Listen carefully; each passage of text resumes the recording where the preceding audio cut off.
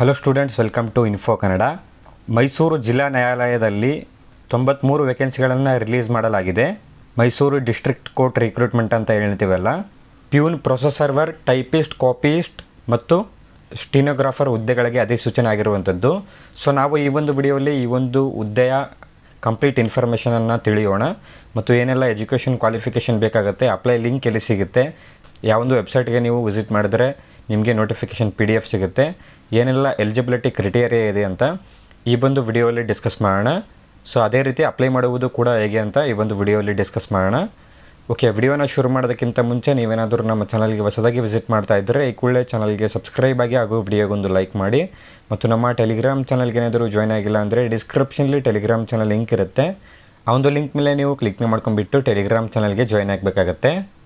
Okay, ಮೊದಲನೇದಾಗಿ ಈ ಒಂದು ಹುದ್ದೆಗೆ ಅರ್ಜಿನ ಸಲ್ಲಿಸ್ತಾ ಇರುವಂಥ ವಿದ್ಯಾರ್ಥಿಗಳ ಕ್ವಾಲಿಫಿಕೇಷನ್ ಏನೆಲ್ಲ ಬೇಕಾಗುತ್ತೆ, ಏನೆಲ್ಲ ಎಲಿಜಿಬಿಲಿಟಿ ಕ್ರೈಟೀರಿಯಾ ಇದೆ ಅಂತ ನೋಡೋಣ. ಅದಾದ ನಂತರ ಅಪ್ಲಿಕೇಶನ್ ಲಿಂಕ್ ಮತ್ತು ಅಪ್ಲೈ ಮಾಡುವುದು ಹೇಗೆ ಅಂತ ನೋಡೋಣ.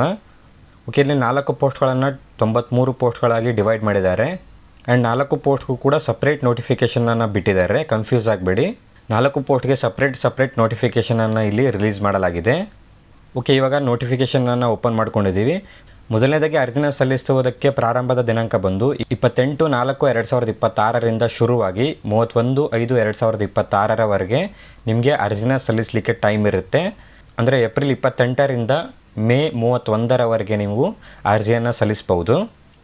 ಅದಾದ ನಂತರ ವೇತನ ಶ್ರೇಣಿಯನ್ನು ನೋಡೋದಾದರೆ, ಸ್ಯಾಲ್ರಿಯನ್ನು ನೋಡೋದಾದರೆ 44,425 ರೂಪಾಯಿಯಿಂದ 83,700 ರೂಪಾಯಿ ಆಗಿರುತ್ತೆ. ಪ್ರತಿಯೊಂದು ಹುದ್ದೆಗೆ ಸಪ್ರೇಟ್ ಸ್ಯಾಲ್ರಿ ಇರುತ್ತೆ.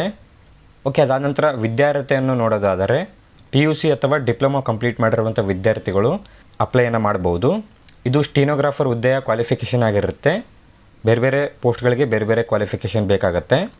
ಅದಾದ ನಂತರ ಆಯ್ಕೆ ವಿಧಾನವನ್ನು ನೋಡೋದಾದರೆ, ಯಾವ ರೀತಿ ಸೆಲೆಕ್ಟ್ ಮಾಡ್ತಾರೆ ಅಂತ ನೋಡೋದಾದರೆ, ರಿಟರ್ನ್ ಎಕ್ಸಾಮ್ ಮತ್ತು ಇಂಟರ್ವ್ಯೂ ಮೂಲಕ ನಿಮ್ಮನ್ನು ಸೆಲೆಕ್ಟ್ ಮಾಡಲಾಗುತ್ತೆ.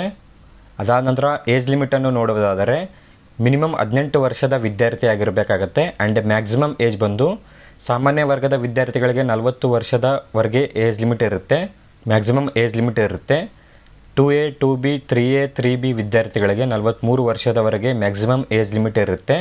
ಪರಿಶಿಷ್ಟ ಜಾತಿ, ಪರಿಶಿಷ್ಟ ಪಂಗಡ ಮತ್ತು ಪ್ರವರ್ಗ 1ರ ವಿದ್ಯಾರ್ಥಿಗಳಿಗೆ 45 ವರ್ಷದವರೆಗೆ ಮ್ಯಾಕ್ಸಿಮಮ್ ಏಜ್ ಲಿಮಿಟ್ ಇರುತ್ತೆ. ಅದಾದ ನಂತರ ಅಪ್ಲಿಕೇಶನ್ ಫೀಯನ್ನು ನೋಡುವುದಾದರೆ, ಪರಿಶಿಷ್ಟ ಜಾತಿ, ಪರಿಶಿಷ್ಟ ಪಂಗಡ, ಪ್ರವರ್ಗ 1 ಹಾಗೂ ಅಂಗವಿಕಲ ವಿದ್ಯಾರ್ಥಿಗಳಿಗೆ ಯಾವುದೇ ಫೀ ಇರುವುದಿಲ್ಲ. ಈ ಒಂದು ವಿದ್ಯಾರ್ಥಿಗಳಿಗೆ ಫ್ರೀ ಅಪ್ಲಿಕೇಶನ್ ಇರುತ್ತೆ, ಫ್ರೀಯಾಗಿ ನೀವು ಅರ್ಜಿಯನ್ನು ಸಲ್ಲಿಸಬಹುದು. ಅದಾದ ನಂತರ ಪ್ರವರ್ಗ 2A 2B 3A 3B ಅಭ್ಯರ್ಥಿಗಳಿಗೆ 150 ರೂಪಾಯಿ ಅಪ್ಲಿಕೇಶನ್ ಫೀ ಇರುತ್ತೆ. ಅದಾದ ನಂತರ ಸಾಮಾನ್ಯ ವರ್ಗದ ವಿದ್ಯಾರ್ಥಿಗಳಿಗೆ 300 ರೂಪಾಯಿ ಅಪ್ಲಿಕೇಶನ್ ಫೀ ಇರುತ್ತೆ. ಸೊ ಇಲ್ಲಿ application fee, age limit, selection process ಎಲ್ಲ ಹುದ್ದೆಗಳಿಗೆ ಸೇಮ್ ಇರುತ್ತೆ. ಜಸ್ಟ್ ಇಲ್ಲಿ ಸ್ಯಾಲ್ರಿ ಮತ್ತು ಕ್ವಾಲಿಫಿಕೇಷನ್ ಬಂದು ಪ್ರತಿಯೊಂದು ಪೋಸ್ಟ್ಗೆ ಸಪ್ರೇಟ್ ಆಗಿರುತ್ತೆ. ಓಕೆ, ಇವಾಗ ಈ ಒಂದು ಹುದ್ದೆಗಳಿಗೆ ಅರ್ಜಿಯನ್ನು ಸಲ್ಲಿಸುವುದು ಹೇಗೆ ಅಂತ ನೋಡೋಣ. ಓಕೆ, ಅಪ್ಲೈ ಮಾಡುವುದಕ್ಕೆ ನೀವು ಮೊದಲನೇದಾಗಿ ಬ್ರೌಸರಲ್ಲಿ ಮೈಸೂರು ಡಿಸ್ಟ್ರಿಕ್ಟ್ ಕೋರ್ಟ್ ರಿಕ್ರೂಟ್ಮೆಂಟ್ ಅಂತ ಸರ್ಚ್ ಮಾಡಬೇಕಾಗತ್ತೆ. ಸರ್ಚ್ ಮಾಡಿದಾಗ ನಿಮಗೆ ಇಲ್ಲಿ ಮೊದಲನೇದಾಗಿ online recruitment district court Mysuru ಅಂತ ಇಲ್ಲಿ ಅಫಿಷಿಯಲ್ ವೆಬ್ಸೈಟ್ ಶೋ ಆಗುತ್ತೆ. ಈ ಒಂದು ವೆಬ್ಸೈಟ್ ಮೇಲೆ ನೀವು ಕ್ಲಿಕ್ ಮಾಡ್ಕೊಳ್ಳಿ, ಅಥವಾ ನೀವು ಡಿಸ್ಕ್ರಿಪ್ಷನ್ಲಿ ಈ ಒಂದು ಹುದ್ದೆಯ ಕಂಪ್ಲೀಟ್ ಇನ್ಫಾರ್ಮೇಷನ್ ಮತ್ತು ಅಪ್ಲೈ ಲಿಂಕ್ ಇದೆ, ಆ ಒಂದು ಲಿಂಕ್ ಮೂಲಕನೂ ಕೂಡ ನೀವು ಅಪ್ಲೈಯನ್ನು ಮಾಡ್ಬೋದು. ನಮ್ಮೊಂದು ವೆಬ್ಸೈಟ್ ಲಿಂಕ್ ಕೊಟ್ಟಿರ್ತೀವಿ, ಅಲ್ಲಿ ಕೂಡ ನೀವು ಅಪ್ಲೈಯನ್ನು ಮಾಡ್ಬೋದು.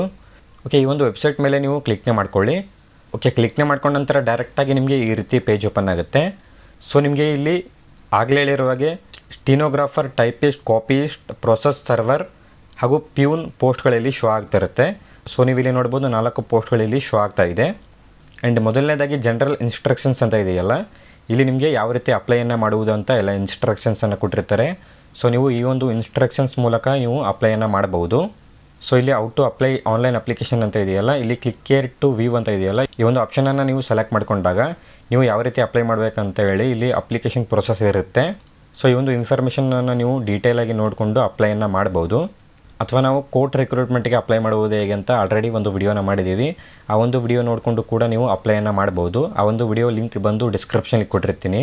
ಅದಾದ ನಂತರ ಔಟ್ ಟು ಮೇಕ್ ಪೇಮೆಂಟ್ ಅಂತ ಇದೆಯಲ್ಲ, ಈ ಒಂದು ಆಪ್ಷನನ್ನು ಯೂಸ್ ಮಾಡಿಕೊಂಡು ನೀವು ಯಾವ ರೀತಿ ಪೇಮೆಂಟನ್ನು ಮಾಡುವುದು ಅಂತಲೂ ಕೂಡ ನೋಡ್ಬೋದು.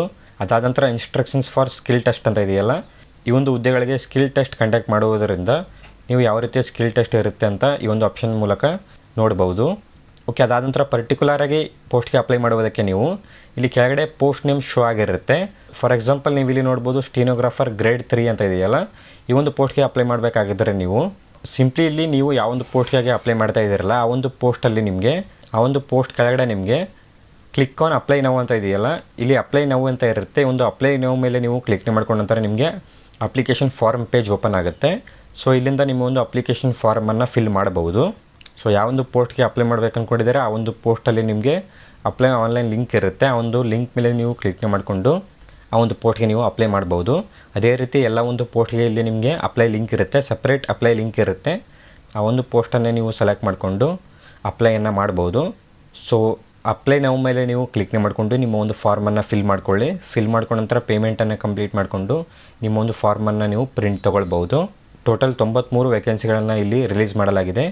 ಓಕೆ, ಐ ಹೋಪ್ ಈ ಒಂದು ವಿಡಿಯೋ ನಿಮಗೆ ಹೆಲ್ಪ್ ಆಗುತ್ತೆ ಅಂದ್ಕೊಂಡಿದ್ದೀನಿ. ಈ ಒಂದು ವಿಡಿಯೋ ಏನಾದರೂ ಇಷ್ಟದಲ್ಲಿ ವಿಡಿಯೋಗೊಂದು ಲೈಕ್ ಮಾಡಿ, ಚಾನಲ್ಗೆ ಏನಾದರೂ ಇನ್ನೂ ಸಬ್ಸ್ಕ್ರೈಬ್ ಆಗಿಲ್ಲ ಅಂದರೆ ಸಬ್ಸ್ಕ್ರೈಬ್ ಆಗಿ ಅಂತ ಹೇಳ್ತಾ ಈ ಒಂದು ವಿಡಿಯೋನ ನಾನು ಇಲ್ಲಿಗೆ ಕಂಪ್ಲೀಟ್ ಮಾಡ್ತಾ ಇದ್ದೀನಿ. ಓಕೆ, ಮತ್ತೆ ಸಿಗೋಣ ಮುಂದಿನ ವಿಡಿಯೋಲ್ಲಿ.